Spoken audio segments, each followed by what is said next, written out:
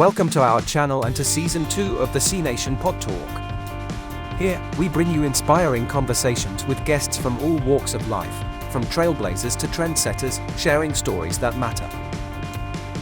Today, we have a special guest joining us all the way from the Netherlands, the talented and dynamic cricketer, Babette de Leede. A skilled wicketkeeper-batter, Babette has also had the honor of captaining the Dutch national team.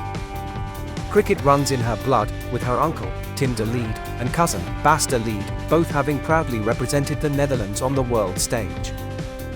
She's not just making her mark, she's poised to take Dutch cricket to new heights on the international stage. Today, we dive into her incredible journey, her inspirations, and her vision for the game. Let's get started. Hosting this episode is our beautiful host Sandeep Kaur. Hello everyone, welcome back to another exciting episode of the CNation PodTalk. I am your host Sandeep Kaur, and today we have joined by someone who has been a true pillar of Dutch women's cricket.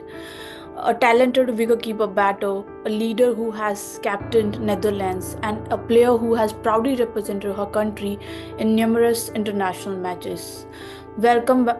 Please welcome the amazing Babette de Leede to the show. Welcome to the show, Babette, and we are really excited to know about your journey, and I myself is excited to know about how this journey started and how you have made such an incredible journey till here.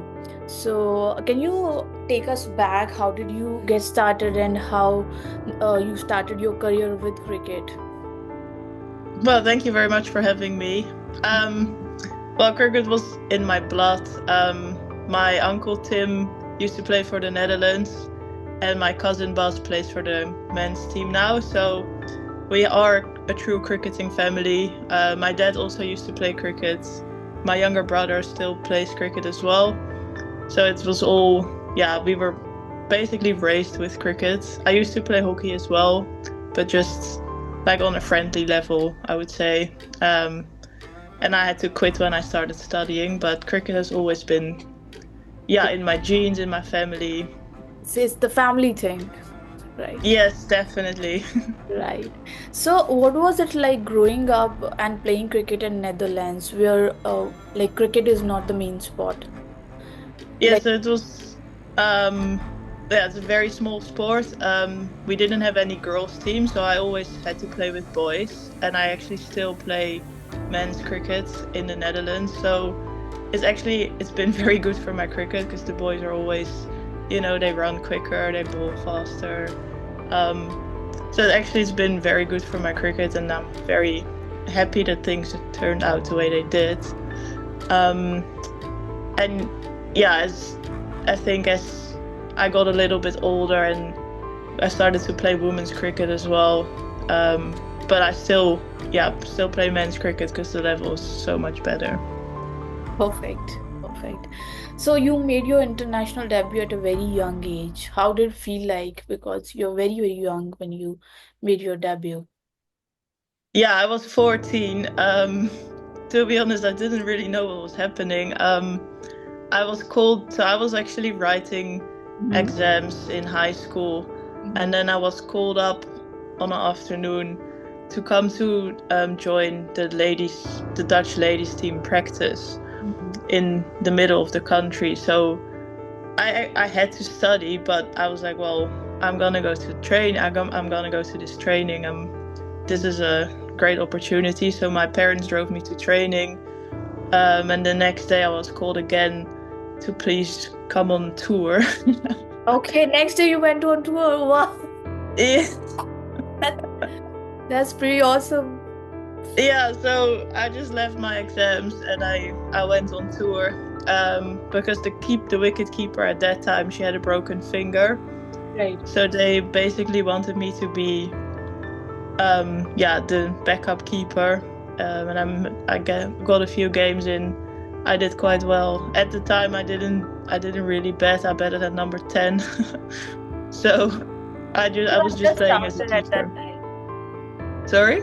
Because you have just started at that time, that's why.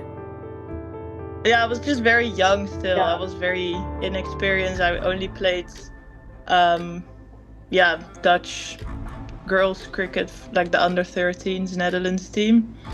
So it wasn't, it was very, very special. Right, perfect. So you balance both wicket keeping and batting very well. So how do you balance all this? And still, if you have to choose one thing, what would be your favorite, like wicket keeping or batting? From my perspective, I think that's I already know the answer, but still I want to know, like, what would you I choose? think it's a tough question, to be honest. Okay. I think they complement each other. So I think after an innings of keeping, my eye is in. I've watched the ball so many times, so then it makes batting a little bit easier. Even before games, even if we bat first, I like to catch some balls first to get my eye in and my hands going. And but if I have to choose, it's very tough. Okay. Because with keeping, you can always contribute in the game, and with betting, if you don't have your day, you're done within one ball. So both are your favorite, I would say. Then we can Yes, make it that way, right? I think especially together, I like it. Right. Perfect, perfect. So any catches or any stumpings that is like still give you goosebumps and that is close to your heart. There are always some moments that sticks with you for life. And any moment you can share with us, Babette. Yeah, I think in the Fair Break tournament in 2022, I broke a world record by taking 5 stumpings in one game, and it was Susie Bates, Chamari Atapatu, and 3 others. So quite big names. Very special. Perfect, perfect. But how did it feel when you won the match and you home you by yourself? How does it play in mind? Like I can never understand because I'm not player. I just want to know the feeling. How does it feel? Well, as a keeper, I guess you're very dependent on the bowlers. So I think our bowlers just had a great day, and Okay. I did my part. And with betting, it's a bit different because you are the one scoring all the runs. So it's a different feeling, but yeah, I think that's the beauty of cricket. It's both individual game and a team game. And but you have also had the opportunity to captain Netherlands, right? How did that role shape you as a player? Because as a being a captain, it brings you a lot of responsibility. You are not only responsible for yourself, like you have to outperform and you have to take care of the team also, and who is best in which sport, and that you have to take care of everything. How did that shaped you as a person or as a player? I really enjoy it, to be honest. At first, I had to get used to it, and it was a little bit much. Like as a keeper, you already doing all the angles and stuff, and now I also have to make decisions who's gonna bowl, who's gonna field where. But I really like the extra dimension it gives. So it's a lot of like tactical parts play into it, and it's like another level of an already complicated game, but I really enjoy it, and it's also, I hope it's benefiting my game more because I'm responsible for the team, but I'm also, if I bet with someone else, it's still a partnership and we still have to do it together. So I really enjoy it, and I hope it's gonna benefit my betting as well. I think it just opens up a different uh, uh, mind, a different aspect of as a person who we are, because when we are playing as an individual, no doubt we are always a part of the team, but when you are leading a team, that's a different sort of responsibility, and that opens up definitely a different kind of opportunity for a person. And I'm sure you must have seen the changes within you after playing that role. So, Babette, the next question would be like when you are playing and that's a different game, but when there's off season and when there's like when you lose the match, how you keep yourself motivated during those days? And Well, it might sound weird, but I think losing a game is the biggest motivation there is to keep going and training even harder. And be better next time, because I think, you know, we always want to win. Obviously, it's not going to happen every game. Right. But I think especially now with the Dutch team, we're in a phase where we're improving a lot every year. And there are games that we would never have won 2-3 years ago that we're winning now. So it shows you how much we are improving, but also obviously we still lose games. So I think it's a great reflection of where we are in our growth and how, you know, how much potential there is for us as a team. Great. That's a great way to look at things, I feel. Nice. Yeah. You know, because generally, like if even if I take my example, if I lose something, or you know, which is something very important to me, you generally have a bad day, but the way you put it up, okay, you can take it as inspiration. Okay, today I have a bad day, and tomorrow it's gonna be okay. Perfect. Yeah, it's gonna be better. It's gonna be better. So, Babette, what's your leadership style like on and off field? I like to lead by example. So, especially in the Netherlands, you know, cricket is not professional, unfortunately. So we all have other jobs, or we have to study next to cricket. So we don't have the whole day to run or gym or train. But I like to, lead by example. So do my fitness, eat healthy, have a healthy like sleeping rhythm and all of that. Also as a team, we are quite close. Like we don't get paid, so we all play cricket because we just love the game and we love the team. I think that's it's a very special place to be in. So I'm not, it's not, we don't get paid, so I can't really be strict on anyone and say, oh, you didn't do this. Right. It's in your contract, why didn't you do it? Like we can't do that. So it's more about, you know, the passion and the love for the game. Right. Perfect. Right. So, so what has been the biggest challenge in transitioning from the domestic player to international player, Babette? Well, in the Netherlands, we don't have domestic cricket at all because it's so small, the country and cricket itself. So we just have club cricket, and then from club cricket you go to international cricket. They are trying to set up like 2 domestic teams, basically inter-squad games that we're gonna be playing this season. So that's quite exciting. The biggest challenge, I think, is not in terms of skills or cricket. It's more in terms of how do you combine, you know, studies, work with the national team, with all the commitments. Basically, finding the balance with work and in the game. Right. Great. So, as you were telling that you have trained with your uncle Tim, so can you share any experience or moment how it has always been, and how it helps you as a player? You know, having someone with you from family, it brings a lot of changes, and someone who doesn't have the family backup. So how it has helped you, and do you get advice from Uncle Tim during your matches and after matches? How it is? Yeah, he's very supportive, and he's not pushing me like even my parents. Oh, They have never pushed me to do anything or forced me to do anything I don't want.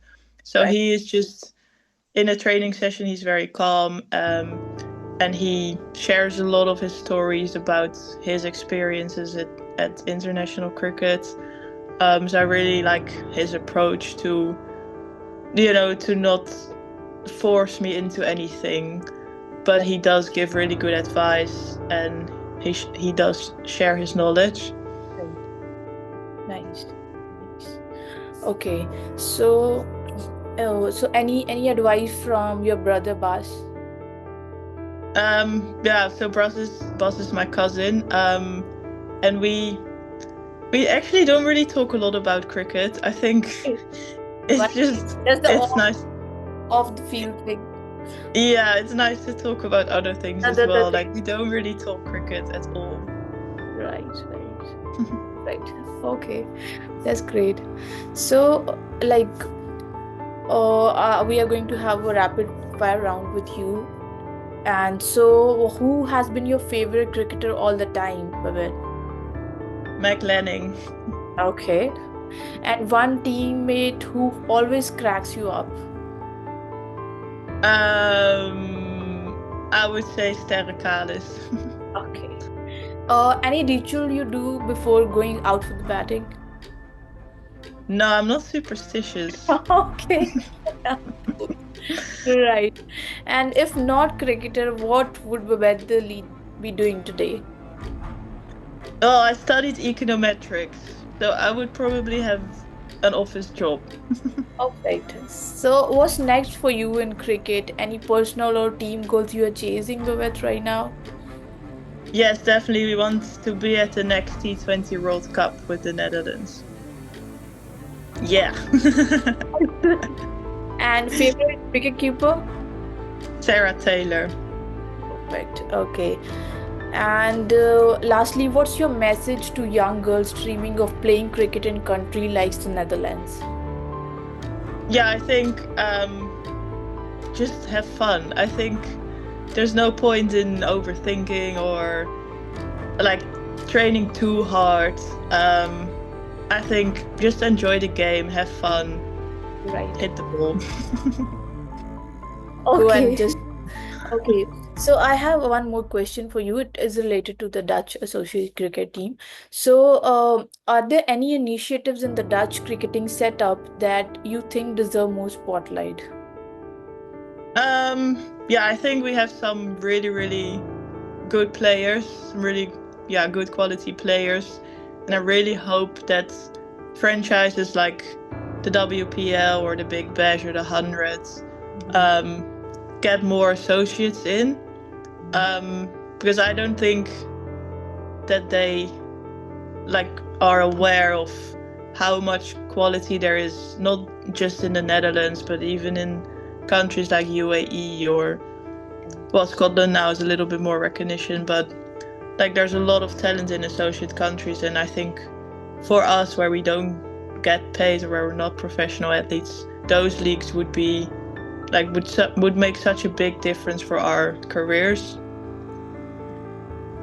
But it's crazy. Like it can truly be like the way you said, love and passion for the game that can keep a player going if they are not getting paid, and they have to do the job. Even I was talking to Stefan about that, about the same thing. That it's great because I can't imagine myself like playing and then doing the job as well, because you have limited amount of energy, and then if you choose to spend on the game, then how you gonna manage your work? You Yeah, generally have good 8. I feel like I have good 8 hours of energy where I'm like fully in, and then your energy starts generally depleting.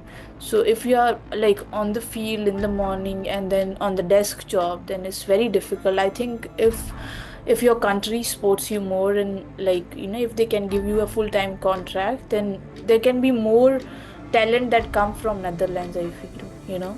yeah. I think if there's Because opportunity. then they don't have to like look for the job for the family. Yeah, They all especially they have so many responsibility. You can't just not work if they are not giving you full-time contract, I feel.